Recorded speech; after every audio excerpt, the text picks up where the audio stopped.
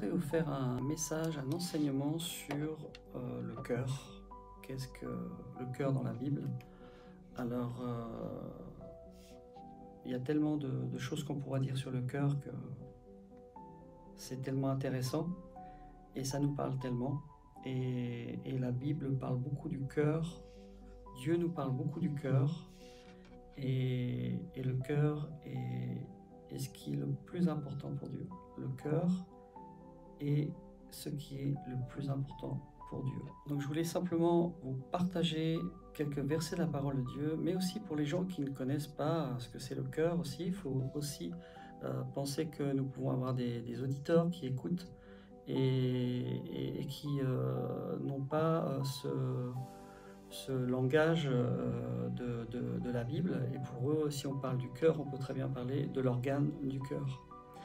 Donc le cœur, dans la Bible, il est parlé non pas donc du cœur comme l'organe physique, mais il est parlé du cœur spirituel, c'est-à-dire qu'il est le siège de nos émotions, il est le siège de nos sentiments, il est le siège aussi de nos désirs, de notre volonté. Voilà, tout ça, ça fait partie du cœur, le centre de l'esprit humain, aussi bien dans son aspect spirituel que dans ses émotions, pensées, volontés et désirs. La Bible parle beaucoup, il y a énormément de passages sur le cœur et sur les pensées. La Bible parle beaucoup du cœur parce que, comme je vous l'ai dit tout à l'heure, Dieu attache une importance au cœur, beaucoup plus au cœur que à ce que l'on fait pour lui. Dieu regarde vraiment notre cœur, et à tel point que dans notre cœur, il y a les pensées. Il y a les pensées, et il faut savoir que chaque pensée que nous pouvons avoir, c'est écrit dans le livre au ciel. Donc c'est dire le nombre de pensées qu'on peut avoir. Et vous voyez, les pensées qu'on peut avoir qui peuvent être mauvaises ou pas mauvaises, mais même nos pensées sont inscrites dans le livre. Et c'est pour ça que je vous dis que le cœur est très très important. Et de penser aussi à nos pensées, à nos propres pensées. Parfois, on pense des choses et on ne se rend pas compte que bien souvent, on pense soit des choses négatives, soit on peut avoir des pensées, des préjugés sur telle ou telle personne. Et tout ça, ça fait vraiment partie de nos pensées. Ce qui est merveilleux avec le Saint-Esprit qui vit en nous, c'est qu'il peut nous montrer à quel point nos pensées sont vraiment ternies à cause du péché adamique, du péché qui nous a été injecté par Adam et Ève, et le péché est dans notre cœur. Je crois que c'est un verset de la Bible, il dit « Dès le matin, je me lève, le péché frappe à la porte ». Donc ça veut dire que dès qu'on se lève le matin, tout de suite, j'ai parlé beaucoup des pensées, on a tout de suite des pensées et le cœur qui parle. Le péché frappe à la porte de notre cœur. On peut très bien se lever le matin avec des pensées négatives, des pensées, toutes sortes de choses. C'est pour ça que je vous disais l'autre jour que c'est important d'avoir une discipline de vie et de pouvoir se donner la discipline de se lever, par exemple le matin en lisant la Bible, ou même dans votre lit, tout simplement. Vous savez, maintenant, avec les possibilités qu'on a, on peut très bien lire des passages de la Bible, et ça permet vraiment déjà d'éduquer nos pensées et de les mettre dans les bonnes directions. Je vais vous donner quelques passages sur le cœur, et puis une expérience que j'ai vécue la semaine dernière et que je continue à vivre, et où Dieu m'a vraiment parlé, et ça m'a vraiment affecté au plus profond de moi-même. Je vais vous donner quelques versets où la Bible parle du cœur, mais il y en a tellement. Garde ton cœur plus que toute autre chose, car de lui viennent les sources de la vie. Vous voyez, là, on voit que le cœur, c'est là où viennent les sources de la vie. Donc, si c'est de là que viennent les sources de la vie, ça veut dire aussi que c'est là que viennent les sources de la mort. Un cœur non renouvelé, c'est un cœur souvent où il y a beaucoup de choses mortes en nous. Un cœur qui est renouvelé par la parole de Dieu, qui est renouvelé par le Saint-Esprit qui est en nous. C'est un cœur où il y a la source de la vie. C'est là où toute la vie de Dieu vient en nous et c'est là où on peut fonctionner avec la foi. Comme je vous le disais, la foi est importante. La foi, c'est le langage du royaume de Dieu. La foi, c'est là où on met notre cœur. Et le cœur est très, très important. Il est très important et il est le centre même, je dirais, de la Bible. Parce que quand vous lisez la Bible, dans tout son ensemble, il est question du cœur de l'homme et comment Dieu y regarde le cœur de l'homme. D'ailleurs, vous retrouvez dans le premier déluge de Adam et Ève, il est écrit que Dieu était triste et que le cœur de l'homme était devenu méchant. Et c'est l'une des raisons pour lesquelles la terre a été détruite lorsqu'il y a eu le déluge. Donc c'est dire à quel point le cœur est très, très, très important. Vous savez, dans le cœur, on a nos motivations. Tout ce que l'on peut faire ou pas faire sont gérés par des émotions, sont gérés par des motivations. Et les motivations doivent être en alignement avec ce que l'on croit. Si vous croyez des bonnes choses, c'est super, c'est très bien, mais si vous croyez des mauvaises choses, automatiquement ça affectera notre cœur et la façon dont on va penser, la façon dont on va agir. Voilà. Donc le cœur est vraiment la partie la plus importante pour Dieu. Dieu s'intéresse plus à notre cœur qu'à ce que l'on fait. C'est notre cœur qui compte pour lui. Et de savoir ces choses-là, de savoir que Dieu s'intéresse à ces sentiments qu'on a dans notre cœur pour lui, et de savoir que le cœur est important, ça peut aussi changer toute la trajectoire de notre vie. Beaucoup de personnes peuvent faire des choses dans leur vie pour avoir un certain standing, etc. Mais en fait, on voit qu'ils sont gérés par leur cœur qui a besoin de reconnaissance dans la société, reconnaissance autour d'eux. On va dire d'eux que c'est des personnes bien parce qu'ils sont arrivés à un certain standing. Et vous voyez, le cœur gère la personne. Le cœur gère toujours la personne. Le cœur va être la motivation qui va nous permettre de vivre le matin et d'avoir des objectifs dans nos vies. Donc le cœur est très important devant Dieu. Et c'est là où Dieu regarde ce qui s'y passe. C'est pour ça que souvent dans la Bible, il est dit que le cœur de l'homme est méchant par-dessus tout.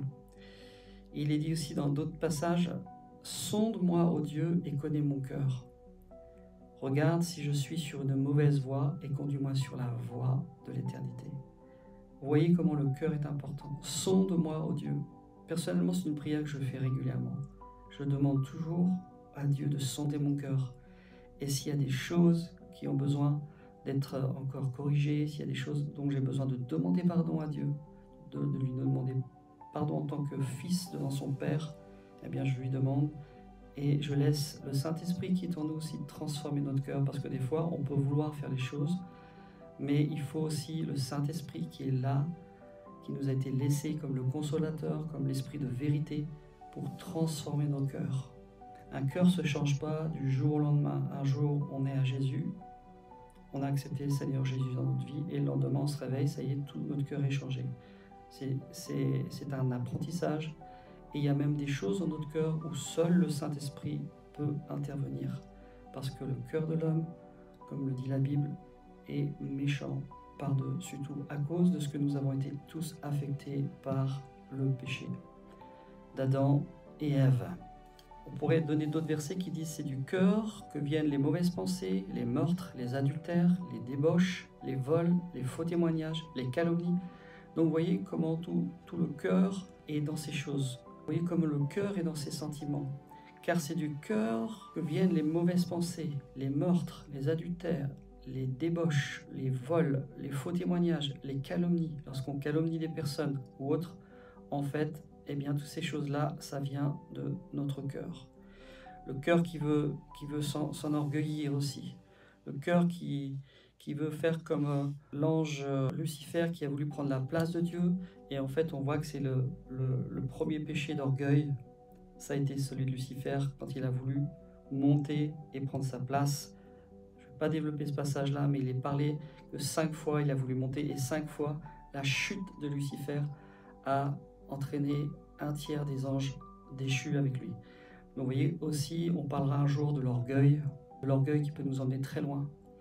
Et il y a tellement de passages aussi sur l'orgueil et l'humilité. C'est pour ça que c'est très important de veiller sur notre cœur, toujours à ce que notre cœur soit à chercher l'humilité, pas chercher à se glorifier soi-même, pas chercher à...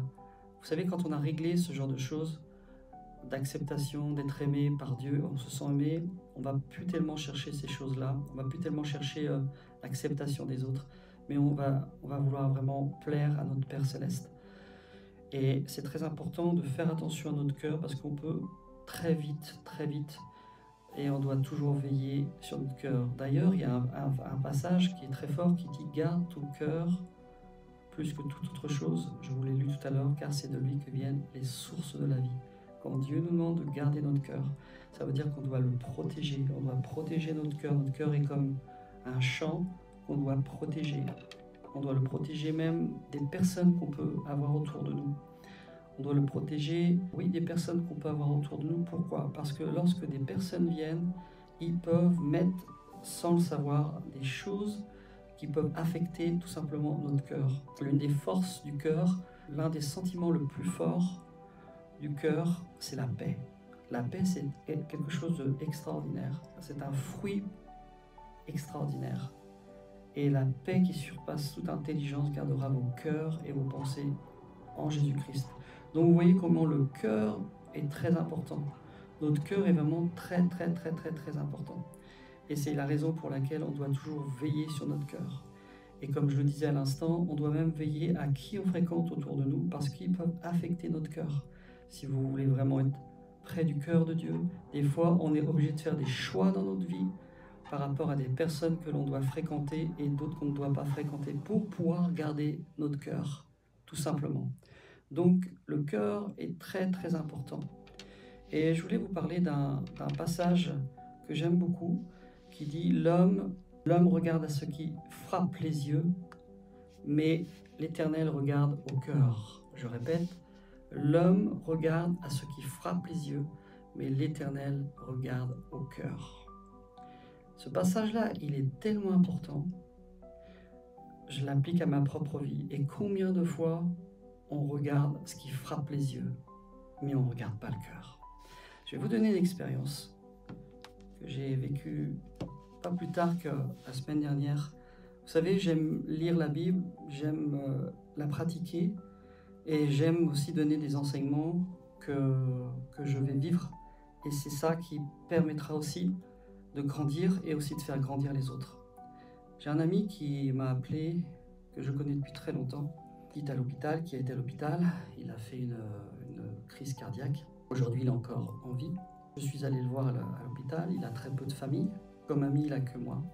Et je voudrais simplement vous parler de cet homme qui a reçu Jésus dans son cœur à l'âge de 12-13 ans, puisque c'est une personne que j'ai évangélisée. Il est devenu mon ami d'enfance.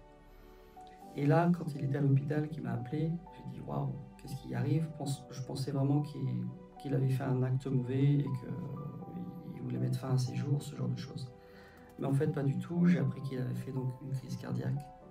Donc je suis allé le voir et il m'a donné ses clés d'appartement et il m'a donné tout un tas de choses pour que je puisse venir aussi lui amener à l'hôpital des vêtements, des choses comme ça. Je vous dis tout ça parce que ce sont des choses qu'on vit même au sein du peuple de Dieu. Et ce gars, c'est vrai qu'il a toujours été plus ou moins, je dirais beaucoup plus d'ailleurs, rejeté qu'autre chose. Mais rejeté de chez rejeté. Parce qu'il est particulier, après c'est pas toujours facile de parler avec des gens qui ont un langage parfois peut-être un peu agressif, etc. Mais là où j'ai été interpellé, c'est que quand il m'a donné les clés de son appartement, ça faisait plus de 5 ans que je n'étais pas venu chez lui. J'avais des contacts, mais je n'étais pas venu chez lui.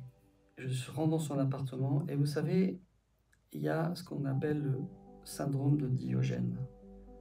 Et cette personne-là, en fait, quand je suis rentré dans son appartement, c'était insalubre. Vous savez, le syndrome de Diogène, c'est des gens qui accumulent, qui accumulent, qui accumulent, qui accumulent, qui accumulent. Et là, j'ai fait une petite recherche, j'ai dit, mais ça m'a fait très mal pour lui, parce que ces gens-là, souvent, ils sont isolés, puisque personne ne veut aller chez eux, eux-mêmes ont honte. Et ça m'a fait mal pour lui.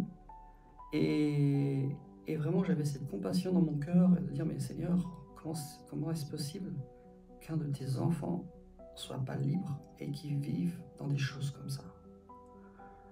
Et je priais dans mon cœur et m'est venu ce verset dans la Bible qui dit « J'avais faim, vous m'avez donné à manger, j'étais nu, vous m'avez mis un habit. » Et les disciples lui posent « Mais quand est-ce que nous t'avons fait ça ?» Et Jésus leur dit « Toutes les fois que vous avez fait ça à l'un de mes plus petits, c'est à moi que vous l'avez fait. » Je répète, toutes les fois que vous avez fait cela à l'un de mes plus petits enfants, c'est à moi que vous l'avez fait. Cela veut dire que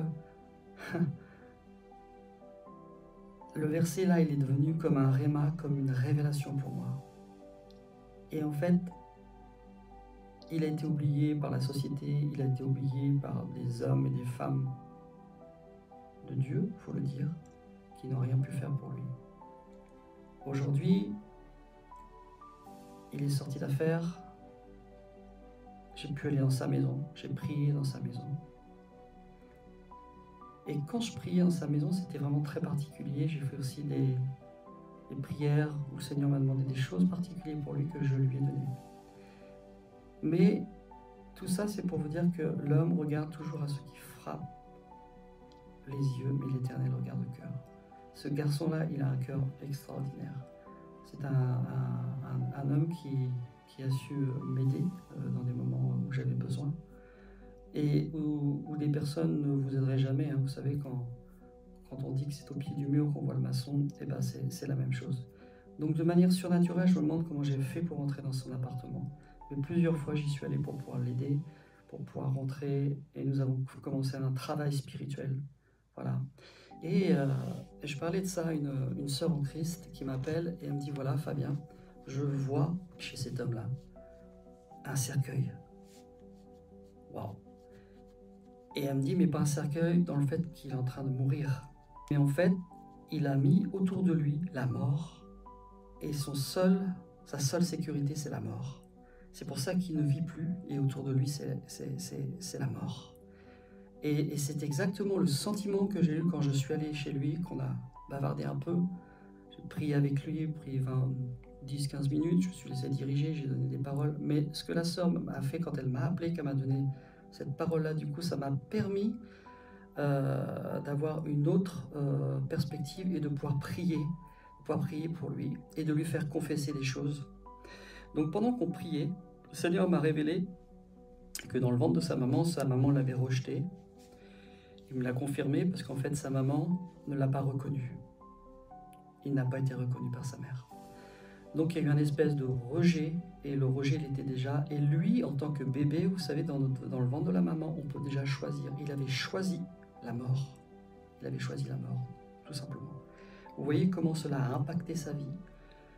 Il a une vie sociale, mais lorsque vous rentrez chez lui, regardez ce que c'est le syndrome de Diogène, regardez ce que c'est les accumulateurs compulsifs. La grâce que j'ai dans cette situation, que lui là, c'est qu'il n'y a pas de mauvaise odeur. Mais du coup, c'est très difficile et il ne reçoit personne. Et vous savez, ce syndrome-là, c'est vraiment quelque chose de diabolique. Et quand vous regardez sur l'aspect purement psychologique, c'est lié à des chocs et à des traumatismes qui ont été faits dans l'enfance. On voit même des fois je l'ai vu il y a quelques années, dans des documentaires, une femme qui était psychologue et qui accompagnait cette personne-là pour enlever tous les détritus qu'il y avait dans sa maison. Parce que pour elle, pour cette personne-là, c'était comme une sécurité.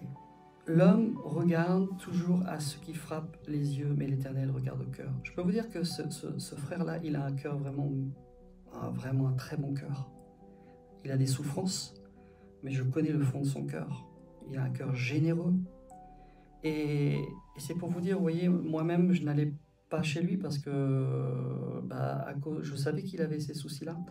Mais pas de cet ordre-là. À cet ordre-là, là, c'était vraiment monté. Donc aujourd'hui, je fais un travail d'accompagnement avec lui, un travail d'accompagnement spirituel, Il y a des professionnels aussi qui sont là avec lui. Et je sais qu'il est en voie de guérison et que Dieu a commencé à faire des guérisons miraculeuses dès l'instant où lui-même il a confessé qu'il ne choisissait plus la mort mais qu'il choisissait la vie. Mais vous voyez, c'est merci à cette sœur qui a eu cette parole, cette révélation qui m'a permis d'aider, parce que lorsque je suis rentré dans son appartement, c'est exactement ce qui s'était passé. C'est-à-dire qu'il était assis sur son bord de canapé et en fait, autour de lui, c'était comme la mort. Et en fait, je suis rentré là-dedans et il y avait comme la mort qui était là. Et j'ai pu vraiment prier avec lui, faire 20 minutes de prière, des prières inspirées. Je demandais au Saint-Esprit de m'aider. Lui-même, il a accepté et ça, c'est vraiment merveilleux. Et cette sœur qui a eu cette révélation-là m'a permis à lui aussi de le faire confesser qu'il n'acceptait plus de vivre dans la mort, mais dans la vie et de choisir la vie. La vie tout court, hein, la vie avec tout ce que ça représente. Vous voyez comment on peut tout simplement juger le cœur d'une personne, la rejeter, mais en fait on ne connaît pas sa vie. Et lorsque je dis ça pour moi, et je le dis aussi pour peut-être des gens qui entendront, mais ce verset qui m'est venu, lorsque vous avez fait ça, c'est à moi que vous l'avez fait, ça m'a vraiment mis un baume dans mon cœur et Dieu m'a vraiment touché parce qu'en fait Dieu s'intéresse, vous savez, le royaume de Dieu, c'est pas le royaume de ce monde. Dieu s'intéresse aux plus petits, Dieu s'intéresse à ceux qui sont dans la rue, à ceux qui dorment dans des cartons, à ceux dont la société n'en veut pas. C'est ces gens-là. Regardez ce que la parole de Dieu est dit lorsque Jésus dit « Les publicains, les gens de mauvaise vie, les prostituées devanceront dans mon royaume de Dieu ». Vous voyez, la mentalité du royaume de Dieu, elle est à l'inverse de cette mentalité du monde. Et lorsque j'ai eu ce verset biblique-là pour lui, c'est à moi que vous le faites, il était tellement heureux que je lui apporte des chaussons, que je lui apporte... voilà, je vous le dis, c'est pas pour dire ah, Fabien il est bien, etc. Non, je vous le dis simplement parce que j'aime bien vivre la Bible et j'aime bien la vivre à travers des expériences et pouvoir vous le dire. Et comment le Saint-Esprit peut nous rappeler aussi même des versets, c'est à moi que vous le faites. Et lorsque j'ai eu ce verset-là, j'avais un sentiment de joie et de paix, comme si le ciel était réjoui. Et tout simplement, ne pas le laisser dans l'isolement. Donc on a mis tout un tas de stratégies autour de nous pour pouvoir l'aider. Mais je sais que le meilleur travail qui est fait là en ce moment, c'est un travail spirituel, lié aussi aux professionnels, parce qu'il faut aussi lier des personnes qui sont professionnelles avec nous. Dieu nous les a donnés, c'est pas pour les mettre de côté. Donc tout ça pour revenir au cœur, comment on peut très vite juger et mettre des personnes de côté. Donc le cœur est très très très important dans la parole de Dieu. Et il y aurait tellement de choses à dire, tellement de choses à dire. Je vous ai dit que Dieu s'intéresse au cœur humble et contrit. L'Éternel est près de ceux qui ont le cœur brisé et il sauve ceux qui ont l'esprit dans l'abattement. Voyez, l'Éternel est près de ceux qui ont le cœur brisé. La première des choses que Jésus est faite, il l'a dit dans la parole, vous voyez dans les évangiles, je suis venu pour ceux qui ont le cœur brisé. Mais c'est quoi un cœur brisé? C'est tous ces gens-là que vous voyez autour de vous. Il y a des gens qui ont des cœurs brisés. Ils ont été brisés déjà dès leur jeunesse. Même dans le ventre de leur mère, ils ont déjà été brisés. Mais Jésus est venu pour eux. Et on est là en tant que frères, sœurs. On est là, nous, en tant qu'amis de Dieu, puisque nous sommes dans sa relation, dans une relation d'intimité avec lui. On est là pour les sortir de ces situations-là. Et on est là pour aider nos frères et sœurs. Et on ne peut pas rejeter ces gens-là. On ne peut pas. Parce que si vous rejetez ces gens-là, c'est comme si vous rejetez Jésus, tout simplement. Alors il y a des personnes qui me disent, oui, moi j'ai pas les capacités pour faire ça, etc. Mais après, là moi je vous parle d'une expérience que j'ai vécue. Et vous savez, c'est Dieu qui met le vouloir et le faire. Et c'est lui qui peut nous aider à faire des choses que nous-mêmes, on est incapable de faire. Si vous avez un cœur sincère, et on n'a pas de capacité pour certaines choses, Dieu peut mettre des capacités en nous pour pouvoir aider tout simplement nos frères et nos sœurs qui sont en difficulté. Donc le cœur est très très important. Et là je vous parlais du cœur qui peut avoir des préjugés ou tout simplement même un cœur qui peut mettre des personnes à l'écart. Et regardez aujourd'hui cette personne-là, si je ne l'aidais pas, vous savez, la dramatique de cette histoire, la dramatique c'est que ces gens-là, bien souvent, ils meurent tout seuls chez eux dans leur appartement, sans la visite de personne. C'est triste, C'est triste, c'est vraiment triste. Et c'est pas ce que Dieu veut. La chose qu'il m'a dit, il m'a dit, Fabien, une fois que je suis rétabli, la chose qui m'intéresse le plus, c'est vraiment de servir le Seigneur. Waouh, ça m'a touché. J'ai dit, mais Dieu n'a pas voulu le reprendre, tout simplement parce que Dieu avait des projets pour lui et Dieu veut le libérer pour qu'après lui-même, il puisse libérer les autres. Je terminerai par cette parole qui dit « Là où est ton trésor, là aussi sera ton cœur ». Ça montre tout simplement nos véritables priorités et attachements qui reflètent l'état de notre cœur. Là où est ton trésor, là aussi sera ton cœur. Ça montre tout simplement notre attachement et nos priorités et les priorités de notre cœur. Je vais vous laisser sur ces passages qui sont importants. Et comme je vous l'ai dit, je vais pouvoir faire beaucoup d'enseignements sur le cœur. Et moi-même, ça va me parler. Et moi-même, ça me parle encore. Là où est ton trésor, là aussi sera ton cœur. Ça veut dire que là où on met des priorités, des attachements, bien souvent, même si on dit « Ah je fais ça, mais c'est pour le Seigneur », mais quelle est réellement la motivation derrière tout ça? Est-ce qu'il n'y a pas une soif de reconnaissance? Toujours cette fameuse reconnaissance qu'on veut tous, faut le dire. Faut le dire, on veut tous de la reconnaissance. Mais quand vous avez ce sentiment d'être aimé, accepté par Dieu, vous n'avez plus besoin de reconnaissance auprès des autres. Vous faites tout simplement ce que Dieu vous demande de faire. Comme Jésus disait, je ne fais que ce que le Père me demande de faire. Et pour être dans cette intimité-là, dans ce registre-là, il faut vraiment avoir une intimité avec Dieu. Alors il y en a qui diront, moi j'ai du mal à avoir l'intimité. Je peux juste donner des petits conseils comme ça. Si vous êtes baptisé du Saint-Esprit, priez en langue. Vous savez, la prière en langue, c'est extraordinaire. Si vous priez en langue, vous allez renouveler votre esprit et vous allez permettre à votre esprit de guider et d'avoir une influence sur votre âme. Vous savez, l'âme, c'est le siège aussi du cœur. Et c'est notre esprit qui doit avoir autorité sur l'âme. À la chute, pour terminer, à la chute de l'homme et de la femme, au départ, c'était l'esprit qui dirigeait l'âme et le corps.